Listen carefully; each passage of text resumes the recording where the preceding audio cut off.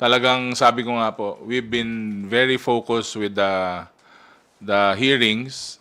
Yun pa rin po ang goal nung doon pa rin po yung thread ng focus namin sa majority. Sabi ko nga po, marami pong lumabas na mga impeachable na bagay during the hearings pero hindi pa po namin napag-uusapan as a group and as the majority hanggang ngayon. So never pa po namin napag-usapan. Thank you, sir. Parting words before we conclude this press conference. Ano ba?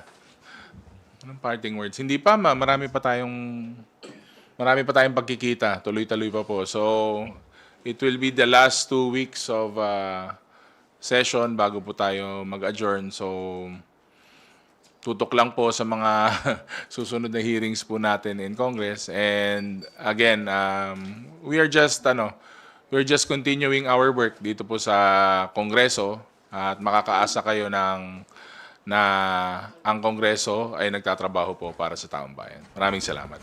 Thank you, Deputy Majority Leader and La Union 1st District Representative Paulo P. Ortega de P. for joining us today to everyone. Maraming salamat po ulit. Magandang